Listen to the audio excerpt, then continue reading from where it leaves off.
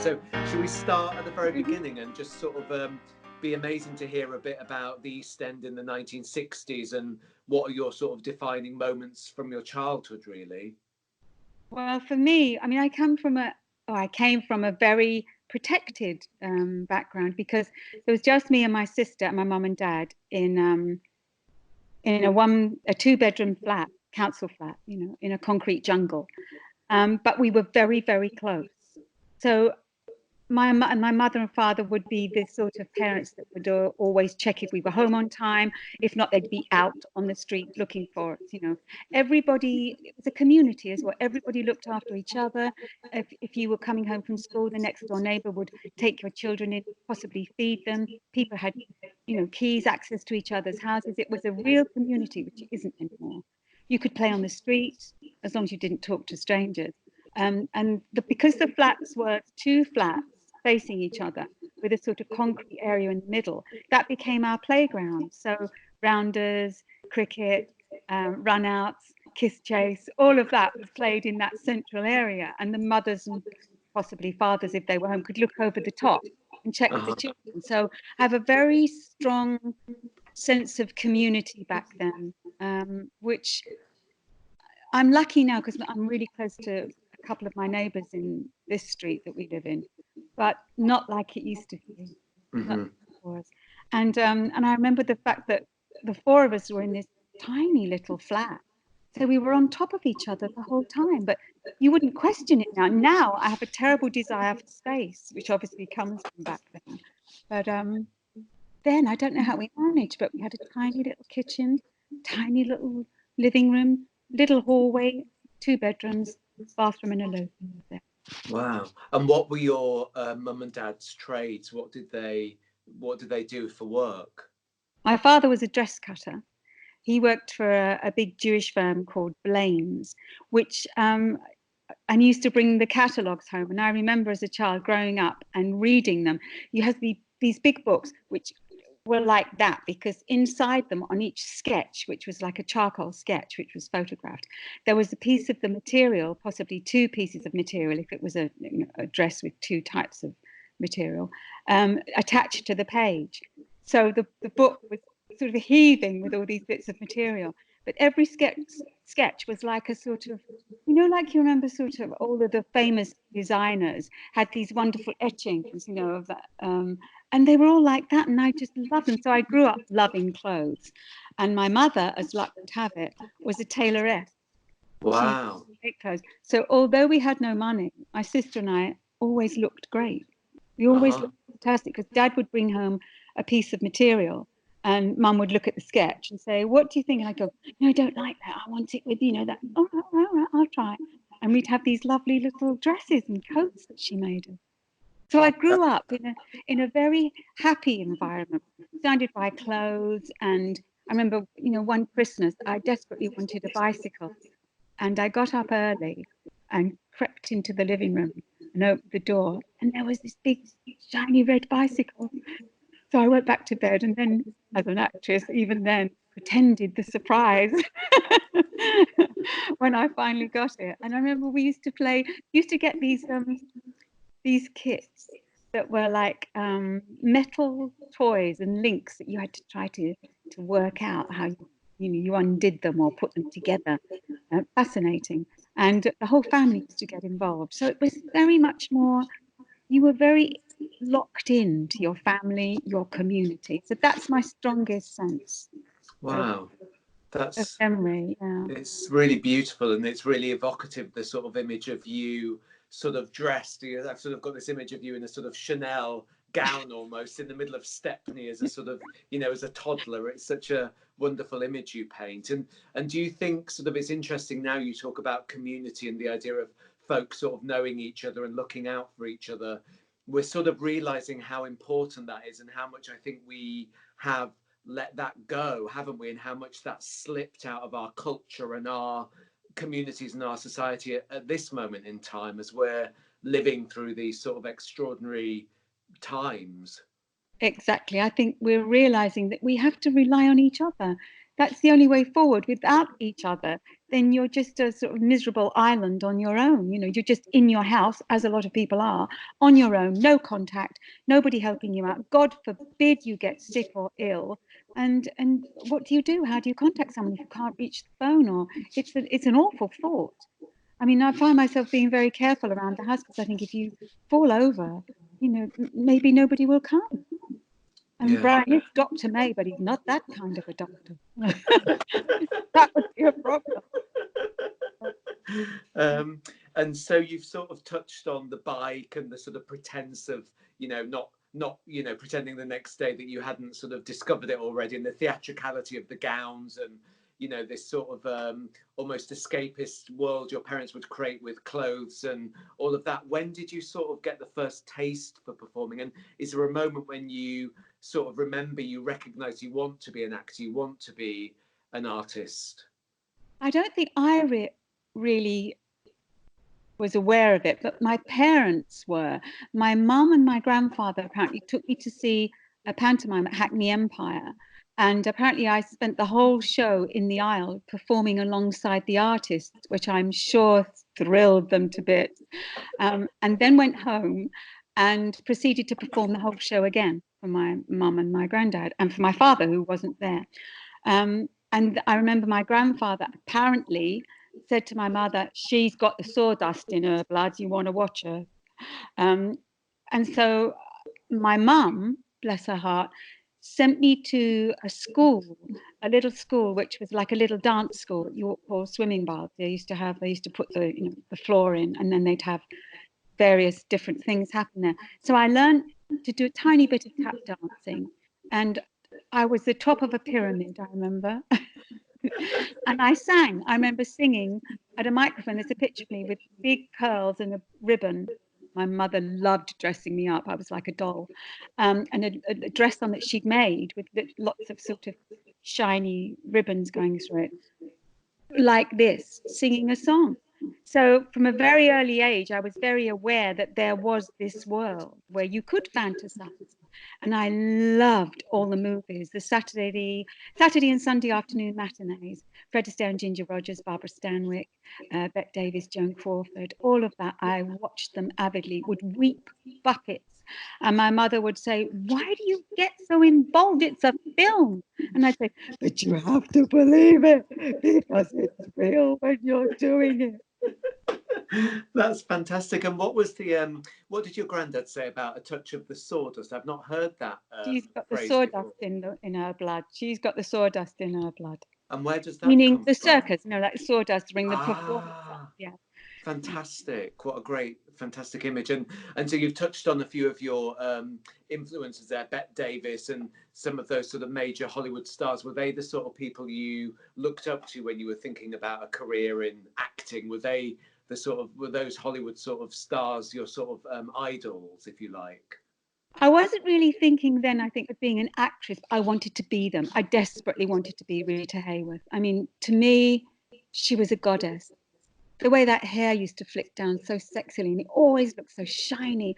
And she could dance like a piece of gossamer, and flirty and funny, and a good actress and a nice voice. And I just thought, men must just fall down on the floor with just joy when they see her. She made me feel so happy.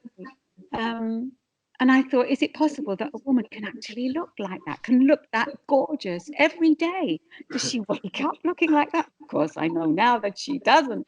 But I used to think that there she would be, and she'd flick her sort of gold auburn curls.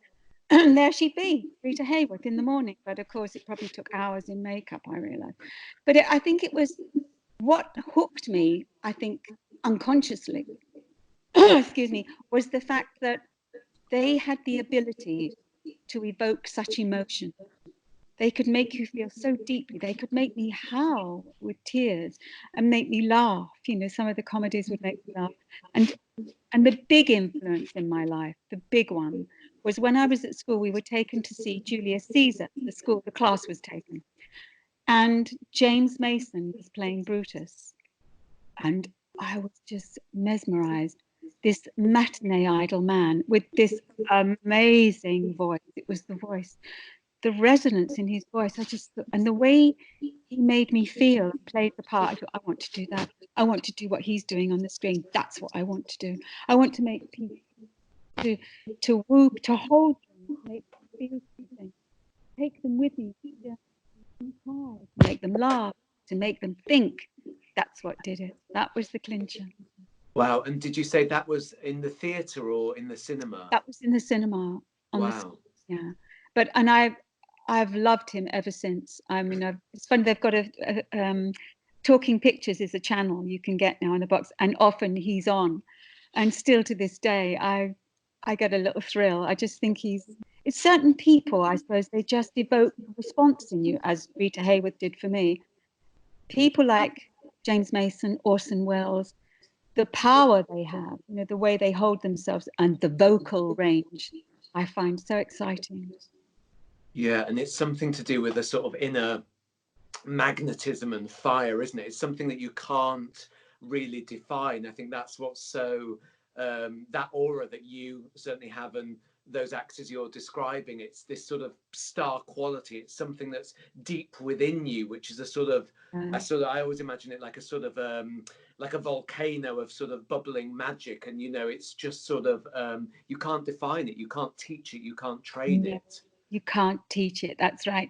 You've either got it or you haven't. You can teach the technique, but you can't teach that thing that when you walk on a stage, you can feel a silence, or you can feel a little response, a little sort of change in people's body language, and a feeling. That's magic. That's true magic. When you're doing a monologue or something, and you know, and they've gone quiet, and they're just listening, and they're with you. That's, to me, that's the magic. It doesn't always come.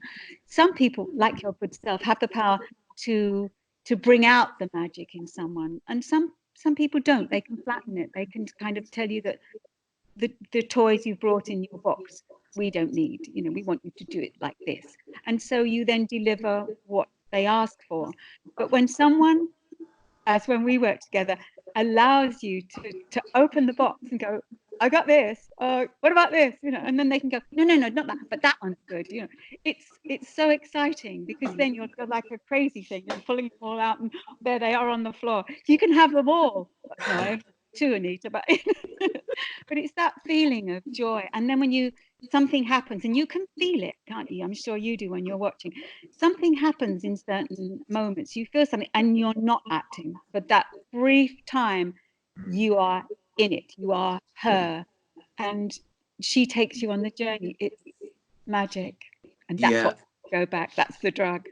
Yeah, and I think I often think when, you know, actors describe a process where something's been shut down, or something's been blocked, or they've been told to do something in a certain way, it just seems so reductive and so you know, such a pointless and sort of futile thing to do, because we're talking about this sort of power and the magic that an actor has, and surely as a director, that's your job, to release it and let it be free and let it sort of be unbound. You know, the minute you try and sort of cut off, I mean, it's like a child, isn't it? The minute you stop them playing, you're shutting something down, and that's the whole joy of the art of acting, I think. And the great thing about working with actors like you, who are so playful and come to rehearsals with such sort of wealth of tricks and ideas, and sort of, as you say, the sort of, you know, toys in your box, that's what makes it brilliant.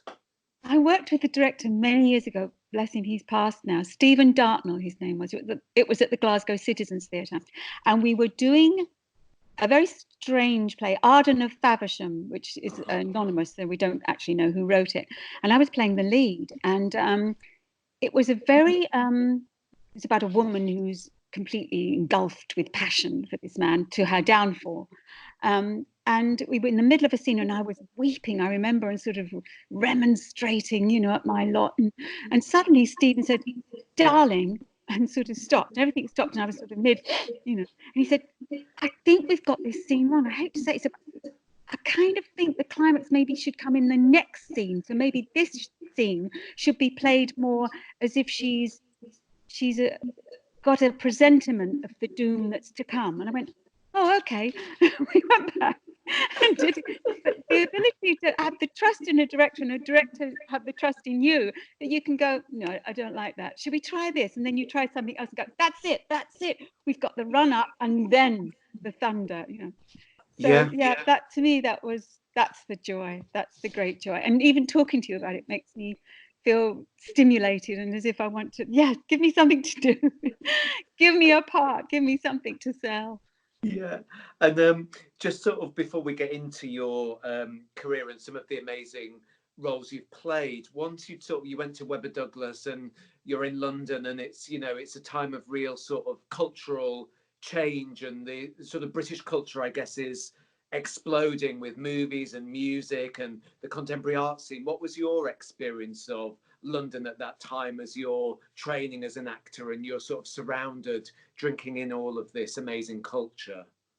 Actually, it was very strange because I went to Webber Douglas, but I got a home grant, which meant you stayed at home. So I still had mum's dinners, so sadly didn't lose any weight, and then travelled every day to the drama school.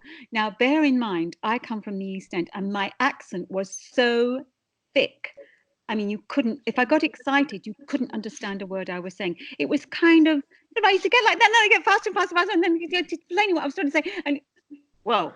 So I went to drama school to try and sort of focus that so that the excitement could be contained.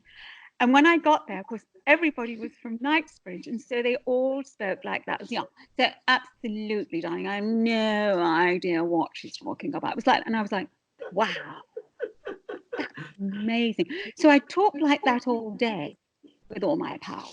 And then I'd go home and say, Mom, you'll never guess. It was amazing. We did with a completely different voice. I feel like I've become, if you like, two people. If I get drunk or if I'm laughing a lot or telling you jokes, I will immediately lapse back to broad Cockney. But if I'm in my genre as an actress, then I'll talk as I'm talking to you now, which is understandable. A lot of the praise for that ability to actually talk sensibly now goes to a wonderful voice teacher called Sheila Moriarty, who's gone now, but she said, darling, you can't talk like that on stage. She said, you're frightened. What we'll do, she said, we'll have to drop the voice. You have to start to find your lower register. So for about 6 months, I walked around the house and at home and I talked like this all the time. What do you want for dinner, darling? I think I'd like sausages, please, Mummy. It was very odd. So I played around with that. So I now have an absolute love of vocal aerobatics, if you like. Yeah. I love being able to drop the voice to make a point or to lift it, to make it childlike. I would love if I had the opportunity in my life. Sadly, I'm in the winter of it now, but I would love to have more chance to experiment with things like that because I find it fascinating. And I believe that any actor worth his salt, if he's given the time, can master an accent or a vocal sound. You have to learn it like a song so that it becomes second nature to you. But it does take time. It's hard, and some come easier than others. Some people have a facility for all of them. I don't, but only a few. Some I do, like Scottish and Irish, and the broad ones.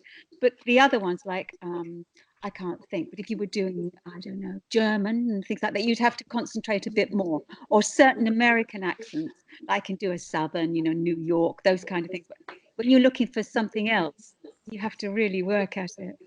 And did you feel when you were working with your dialect coach, did you ever get a feeling that you were denying your culture or sort of denying your roots? The idea of erasing, this incredible Cockney sound, this incredible sort of world that you belonged to and represented. Did you ever feel that, gosh, I don't want to have to turn my back on that in order to enter the theatre? I mean, it's very different today, and brilliantly today. Of course, we need to hear actors, and if they've got a thick accent, we need to be able to sort of get through that. But we want to celebrate, people's culture and their heritage. She said a very wonderful thing. She said, darling, I want you to be able to do Shakespeare, but I don't want you to lose yourself. So keep the Cockney, but be able to do the other, thus giving yourself a wider range. So I floundered a bit in the early days. My first interview when I was in EastEnders was on television. I was as green as grass, didn't know what I was doing. And I thought, they don't want to hear me talk in a Cockney accent because I do that as Angie. They'll think that I talk like that all the time, and I don't. So I went on and I was talking quite nicely. And Michael Aspel kind of made a joke about it. I was mortified because I thought, I've completely blown it. Now people think I'm trying to put on airs and graces and I'm not the real thing. So maybe I now should go on television and talk like that. It was very confusing. So I Wow. did flounder around for a long time. Now I don't care. Now I've sort of got a kind of an amalgamation of the two, I think. I've got a London accent that I can speak clearly and nicely, but I can switch on the Cockney if you want it, and I can also do the upper class if you want it. So I'm happy with that. Yeah, and I suppose when you're a young actor, you are still sort of working out who you are as a human being, and it's not until we sort of really get into our 30s, isn't it, when we really start to sort of have a sort of centered core, if you like, where we start to really sort of a true understanding of ourselves. And I can imagine as a young actor, when you're starting out and you're being pulled in different directions with different accents, it can be quite sort of confusing. And I suppose what's wonderful talking to you now, and the sense of sort of self and that centeredness, that's what people pick up on more than anything now, isn't it, rather than an accent or a sort of where's this person from, I guess.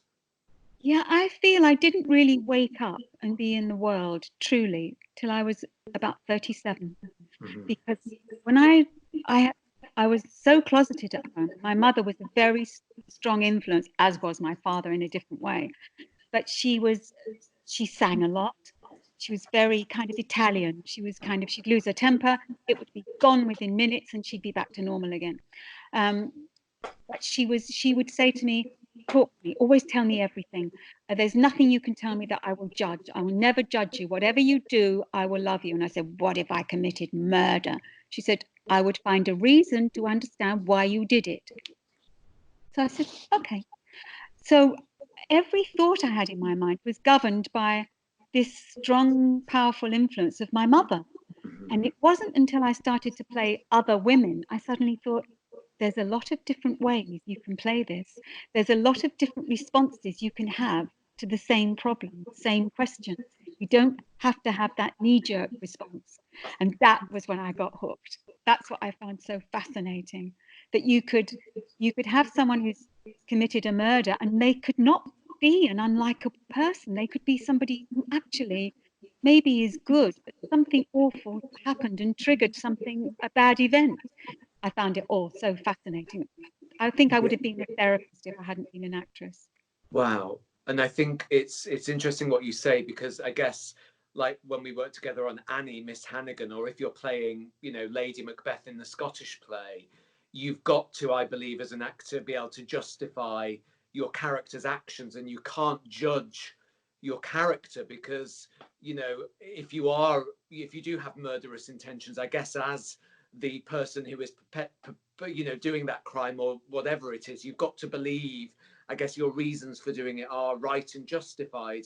And also, I guess, as an actor, you've got to take the audience with you. And if you don't have that belief and that understanding in the reasons the character behaves in a certain way, how on earth will an audience ever believe you? I think that's really interesting point. Yeah, it's fascinating, is it? Because you can show the audience the pain it cost you to do that act, that maybe you didn't want to do it, but you were driven and you got boxed into a corner like a rat trapped.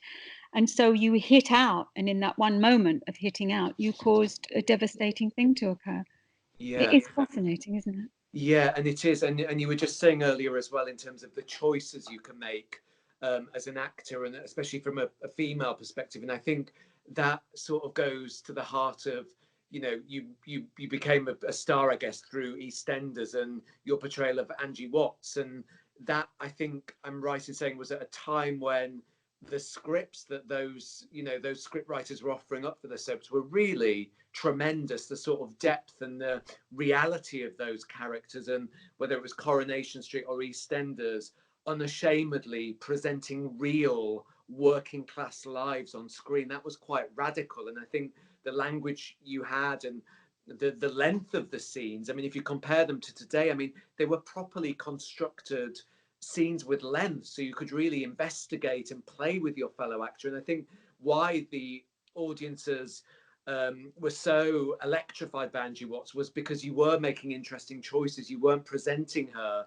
as, I guess, many women or victims of an abusive sort of home life might have been presented in the past. You were making choices which absolutely put her on a level with the men she was interacting with. And I think, I mean, that must have been very refreshing and very empowering for many of the audiences watching that. Yeah, I remember one scene in particular. I was sitting on the stairs, it was very early on, with the dog, Rolly, who always listened, very good listener. And in the middle of the scene, I, Anita Dobson, playing her, just that thing happened where you click. And so the divide between you and the character you're playing is gone. And I was living it, and I broke down. And there was, when I finished the tape, there was absolute silence. And then somebody went, cut. And I thought, I think something's just happened. And I realized what had happened was they realized that they had someone who could emote. And so suddenly they threw scripts at me where she could run the gamut of a woman who was in the throes of all sorts of things, of passion, of bitterness, of hatred, of sadness, of alcoholism, of all of that, of a desire to be adored, you know, because you'd see her in the mornings looking like hell, and then in the evening she'd be zaza, you know, which again was me looking at Rita Hayworth. And I think that for women, I hope, who watched her, I think that's what hooked them. That survival instinct, that ability to be so vulnerable that you can't get off the floor, literally. But then that desire to not be bowed and to stand yourself up again and raise your fist and say, come on, I'm ready. You know, I mean, even talking about it now fills me with sort of excitement. You know? I meant to say, as we were talking earlier, there was talking of people and choices you make. When I did Frou, which was a play about a little girl who got abducted, abused and murdered, there was one scene in the play that I really couldn't connect to. And it was the scene where the mother of the child, which I played, went to see the perpetrator of the crime in prison and confronted him with the death of her child and forgave him.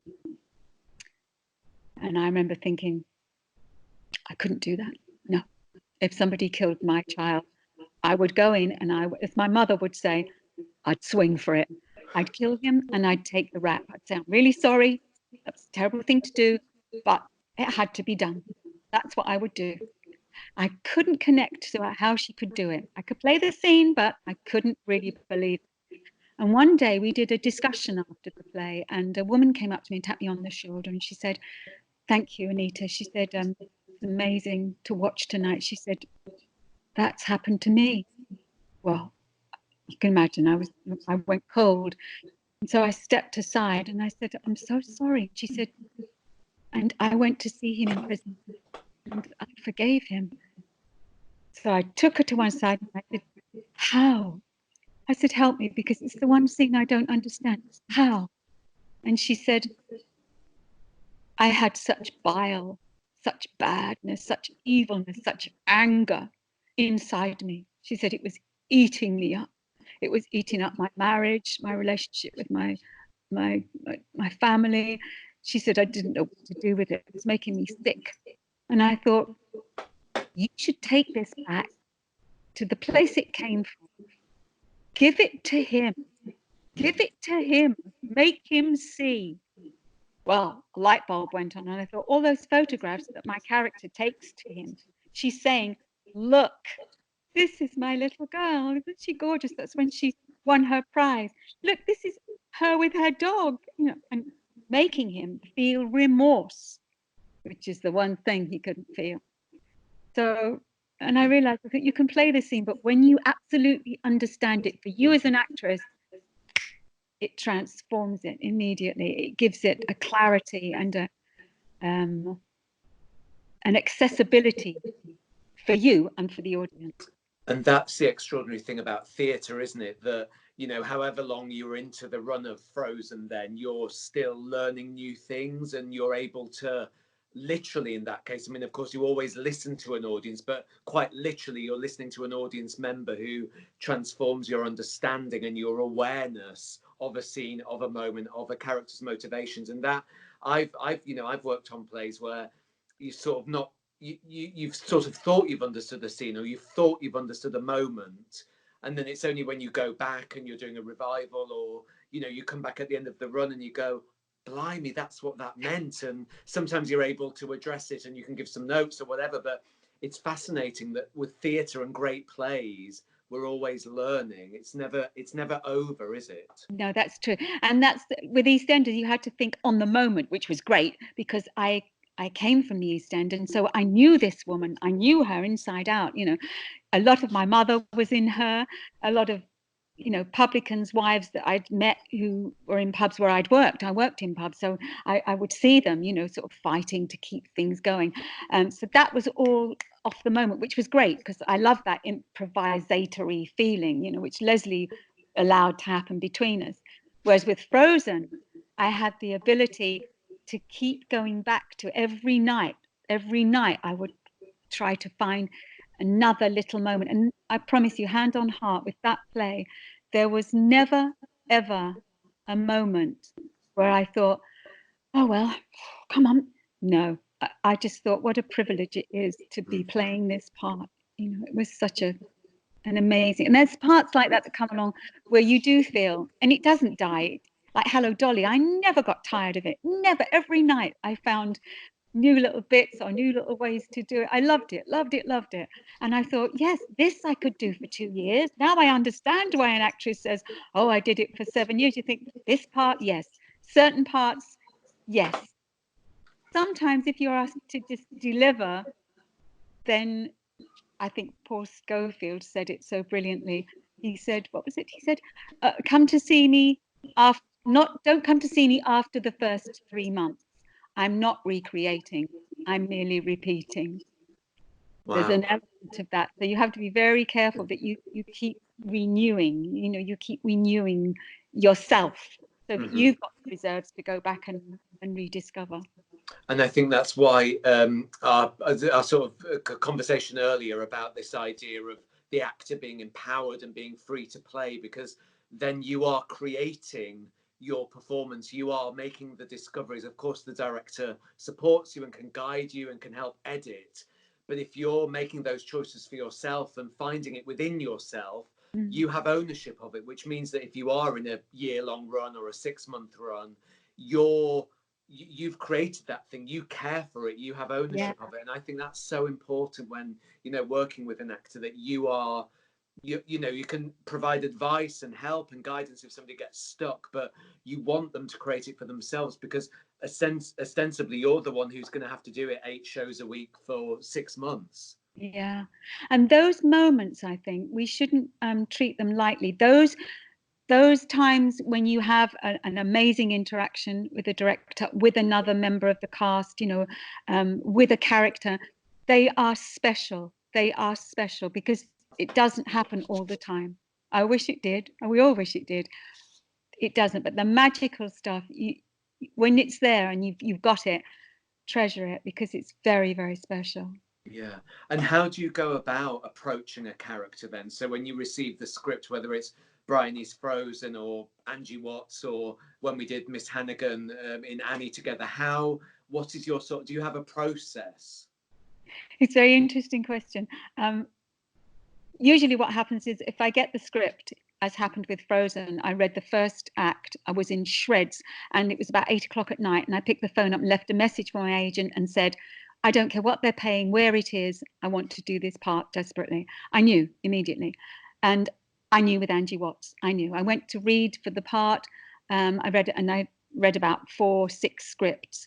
And I thought, this is a winner. This is a winner. I just knew. And I knew as soon as you rang and asked me to do Hannigan, I didn't even hesitate. I said, yeah. I didn't know where it was going. Little did I know. It's going all over the place. But I just knew I had to play it. I had to play it because she's iconic. She's multifaceted. That's what you want, isn't it? You want someone that's so complicated. You know, she's horrible, but she's funny. And she's kind of got moments where you think, yeah, I know where you're coming from. I feel sorry for you. You know, she's got all that going for her. I think, yeah, of course, you know.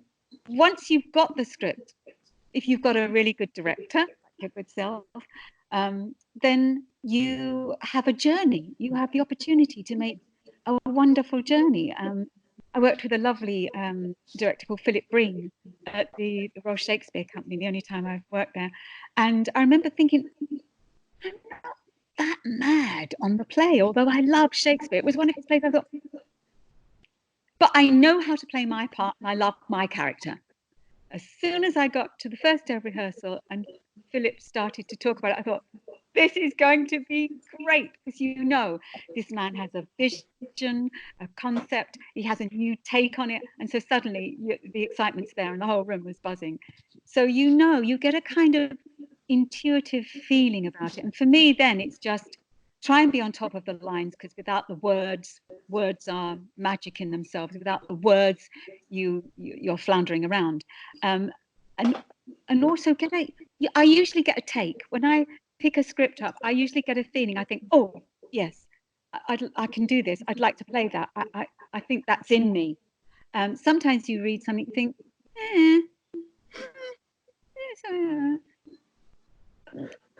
not really sure. And my mother always said, when in doubt, leave it out. So then you go, no, I'll wait for something really special. And then something else comes along, you think, yeah. So now at this stage in my life, I'm waiting for the ones that go, yeah. It's funny. You sent me a script and I read it and I thought, yeah, it's a lovely, lovely part. It's not very big, but and I started to talk about it to a friend of mine at dinner, and he said, "You're already doing it, Anita. You already want it. I can see it." And I went, "Yeah, you're right. I want to do it."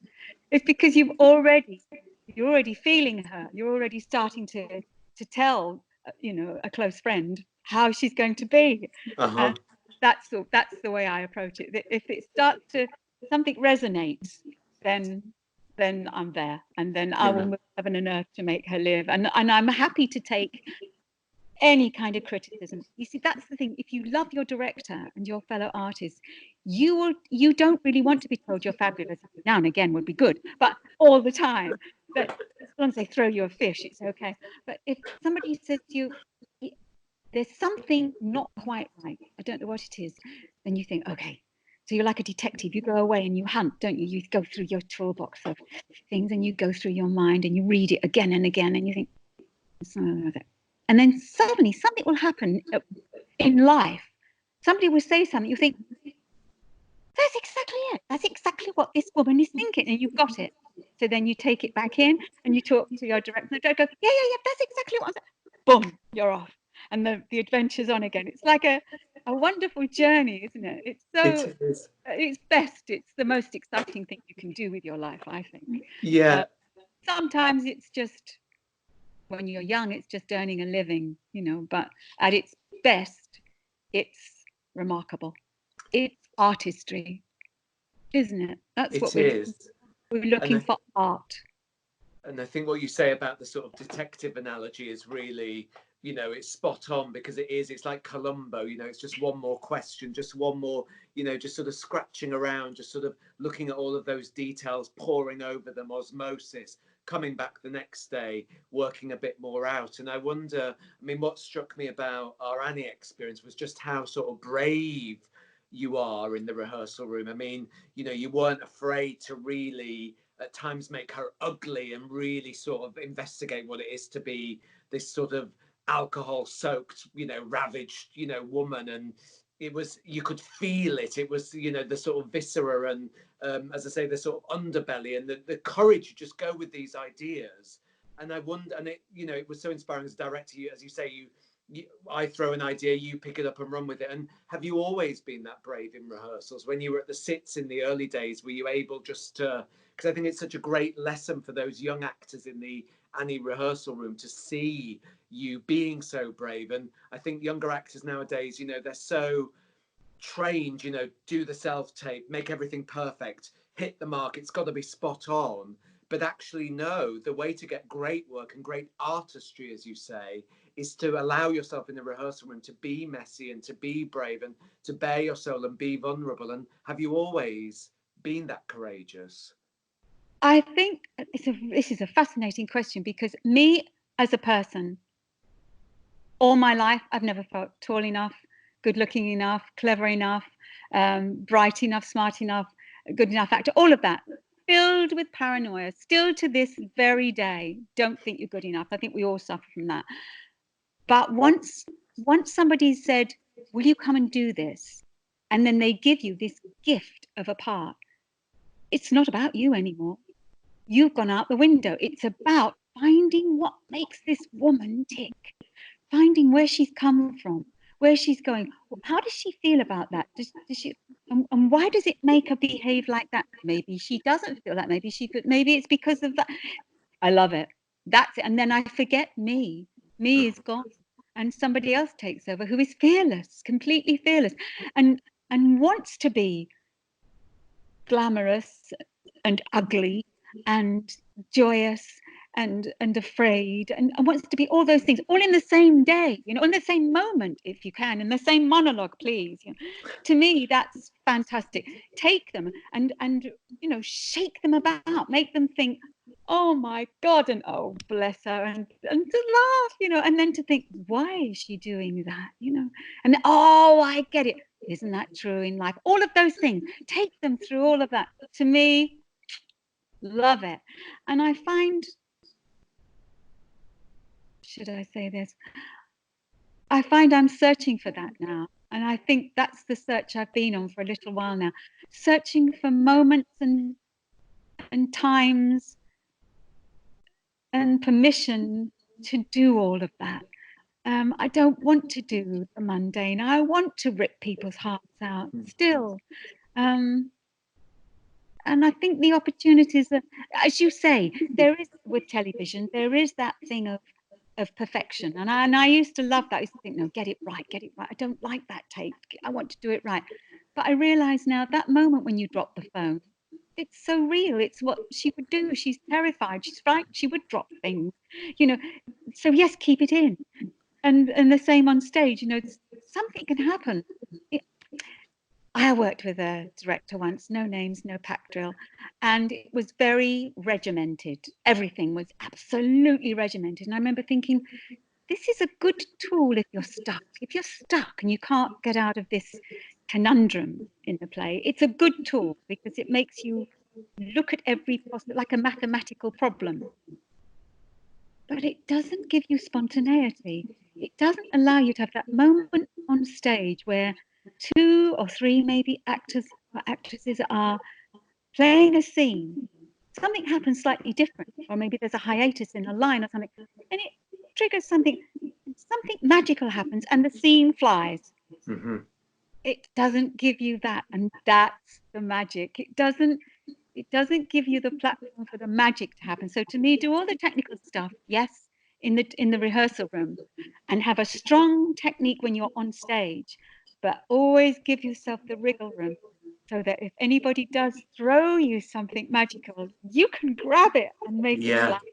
It's like Martha Graham says that technique equals freedom. And I think if you've got a good sort of structure in rehearsals and you've got a sort of nice framework for the scene and you know where you're aiming to get to, your objectives are clear and, you know, the characters' challenges are clear and, you know, there's a strong framework in the production, then as the actor, you can really flex your muscles. And as you say, if somebody throws you something really magic or something left field one night that you want to run with, then you've got the tools to do that. You've got a strong framework within which you can be completely free.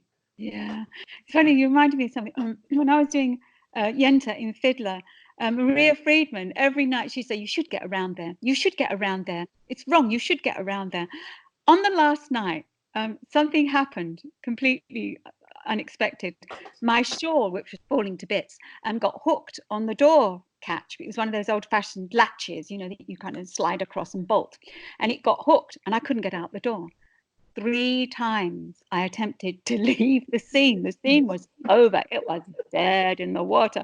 And no, that latch was not letting me go. So I carried on and I wouldn't give up. Went back, smiling. Got out. And then I said, "I'm going now, Golda." Whole place went up. And I got the round. And Maria came off and said to me, "You got it. At last you got it." So things can happen and the audience loved it, you know. They think it's, and it is magical, and that's a gift, you know, that you can't expect. Another time I was playing Carmen Miranda and doing the famous I like you very much, and I had a big spiral staircase to come down with the bananas and the fruit and the long dress with the frou, and lovely divine Philip Headley said to me, "Look at it, Anita, that staircase. Say to yourself, one night I'm going to fall down it." And I looked at him and I said, "Why would you say a thing like that?" He said, "Because it could happen." I said, "Well, I hope it doesn't." Anyway, forgot all about it. And I used to come down the steps. When I got to the bottom, perfect, because then you're off and you're onto the Congo. It was easy. This night, I was coming down the stairs, and unbeknownst to me, the frou at the bottom of the dress had come away. So my heel from my shoe went through it, lifted me up in the air. I went straight up in the air and landed splat on the floor, on the deck, on my bottom. Up quick as a flash. The gods were with me. The next line was, "And when I fall, I think I fall for you." That's brilliant. Isn't it? It was just a moment, and it was given. And a guy came back afterwards and said, "Loved your Carmen Miranda." He said, "And when you do that pratfall, it's divine." I said, "Oh, it's not in the show." I'm not going to do that every night. As you're like sort of patching your face back together with the bruises. Yeah, exactly. Yeah. And you've mentioned some of these incredible women you've played. Who is left on your hit list? Who are the sort of roles that you sort of pine after, who can give you that sort of sense of magic and the gravitas of the sort of emotional depths that you so clearly enjoy exploring? I think maybe she's yet to be written. Uh-huh. Because that's a great challenge for any writers out there. Yeah, if there is anyone listening in, help. Like with Hello Dolly, I never thought that would land in my lap. And when somebody said, "Would you like to play the part?" I thought, "Oh, that's a big sing. Can I do that?" Then I thought, "Oh, damn it, say yes." So I said yes. And oh my God, I just loved it. Wouldn't have missed it for the world, you know. But that was unexpected. It wasn't something I would put like on a list and say I would love to play Hello Dolly. I'm not really the kind of actress that says, "Oh, I want to do my Queen Margaret," or "I want to do my Gertrude," or whatever. I sort of, things come in and I know, yes, I want to do that. And I know, no, I don't really think that's me, because I'm not an idiot. I know that some parts are accessible to me very readily, and perhaps other parts perhaps wouldn't want to see me in.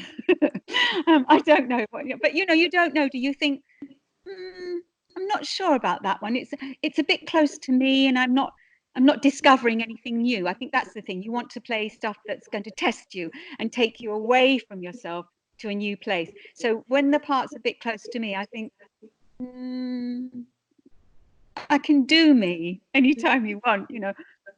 Take me somewhere where I'm really being challenged. So that's what I want. And I do love new work. I mean, obviously I loved Hannigan, loved Dolly, loved playing Gertrude, loved doing Yenta. All of the parts that have come my way, I've loved all of them.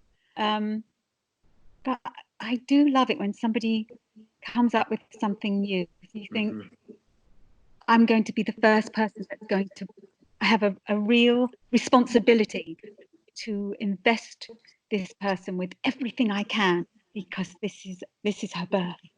That's very exciting. That's wonderful. And you've worked in so many different sort of aspects of, you know, show business, from stage to television, films, pop. Tell us a bit about your Strictly experience and sort of donning your dance shoes and all of that, because that's such a sort of fascinating time as well.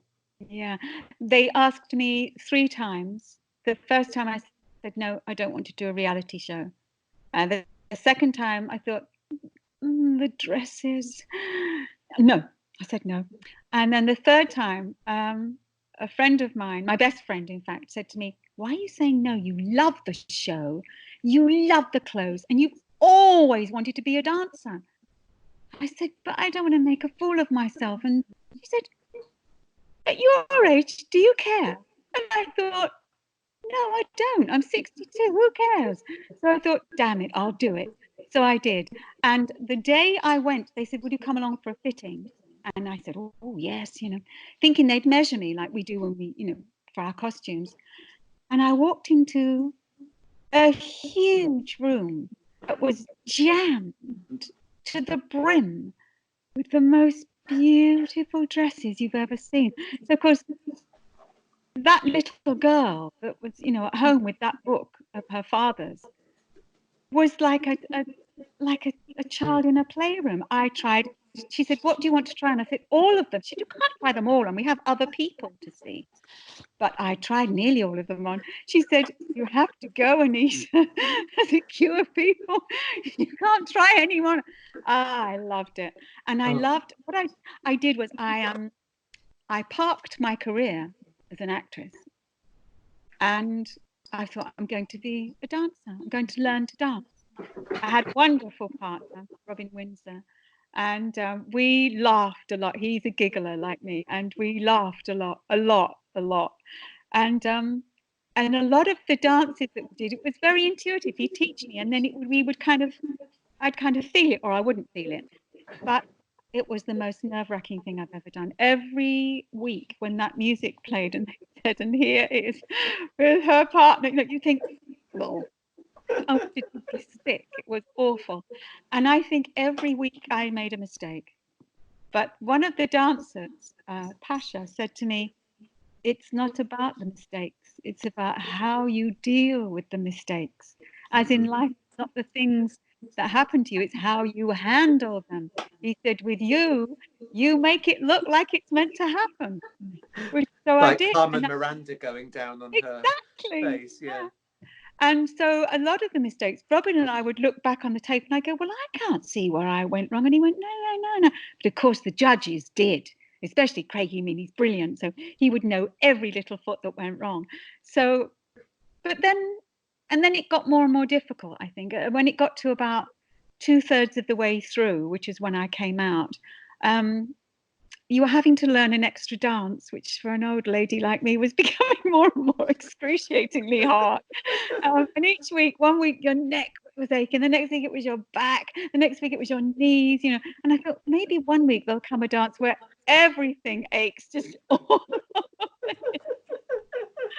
Oh gosh. I did love it. I did love pretending I was a dancer. I mean, and I realize now why I'm not.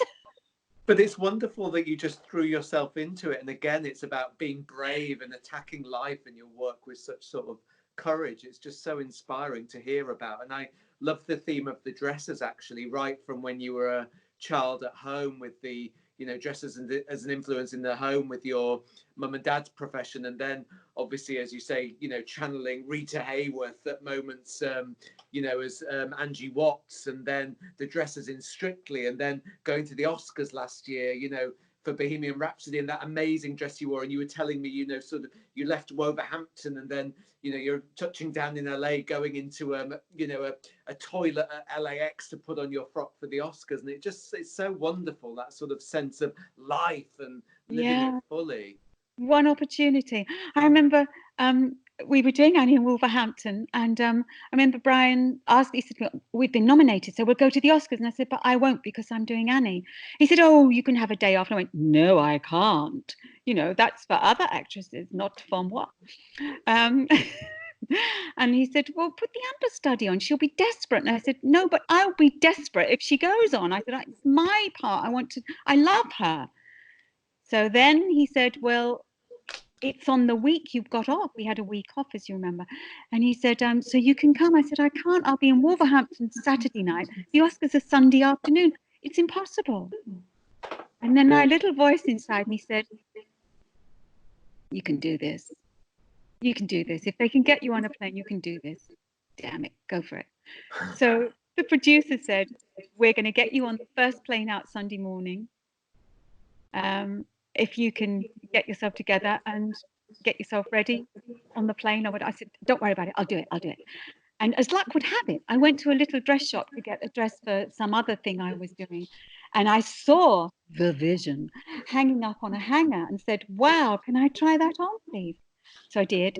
And I said, well, it's pointless me buying this. The only place you'd ever go to wear this is the Oscars, and not happening. And a week later, I rang her back and said, guess what? We're going. Where's the dress? She said, well, it's still here. I've kept it. So I said, okay. So I rushed over, got it delivered to me, took it up to Wolverhampton and got my dresser to just attach, because a piece was coming away on the bottom of the train, to attach to the train. And Jenny Gaynor, who was playing Lily, came in. And I said, what do I do? What do I do? Handbag? No handbag? Jewelry? They went, no. With that dress, just the dress needs, no handbag, one pair of, divine earrings, you're done. Okay, fine. Got the shoes. Luckily, I had the pair of shoes that were perfect. So finished at Wolverhampton, drove overnight back to London, had a bowl of cereal, unpacked my case, had a bath, did my hair, repacked the suitcase, didn't go to sleep, too excited, folded the dress up, the shoes in my hand luggage, because Brian had took the luggage ahead, my suitcase. Got on to the airport, and everybody on the plane knew. So they were all like, we're getting you off first. Don't worry, you're off first. So we're all standing, and everybody stood back, and I got to the door. Bye, good luck, they were saying. It was wonderful. Got off. Somebody rushed me into a car, got into the car, and the car drove at the rate of 2 miles an hour. And I said, why aren't we going faster? And she said, you're not allowed to at the airport. Sorry, darling. So we chugged along, and my stomach was going, like, finally we got to this sort of makeshift suite. I went in, said goodbye to the driver and the lovely lady who'd driven so slowly, and said, see you in a minute. Went in, and there was Sharon, Brian's PA, and she said, here we are, a bottle of champagne here, makeup here, everything was all waiting for me. So I ripped my clothes off, put the Vision on, tidied myself, did my hair, did my makeup, put the shoes on, packed my case, gave it to Sharon, went out the door, and the driver and the lady went, who are you? Job totally done. It was a magical experience. Just to finish off, Anita, then. So obviously we're in the middle of this international crisis, and what's going on in the world now is on a sort of scale we've never seen before. What sort of role do you think theatres like Curve will have in the future when we come out of this? What do you think is the role that we can play to sort of help, generally with theatre going forwards? I think I think the world is going to be different at the end of all of this in ways that probably we can't quite fathom. I think wonderful things have happened as a result of this appalling, devastating horror that we're living through. The planet is burgeoning. And I think for theatre, there's going to be a huge responsibility to reconnect with people, to allow people to cry, because there's a great sadness in all of this, that we're losing loved ones. And to give vent to that sadness, I think is important. And to give vent to laughter, real belly laughter that we haven't been able to do with each other. And to make us think about what's happened to us and why has it happened. Why is it that this awful thing has also had a repercussion of bringing good things to the planet? Can we live in a new way? Can we learn the lessons that are being taught to us? And so I think it's a really important time for the theatre, and I think for anybody that returns to it, that is part of it, I think I hope there will be a great joy in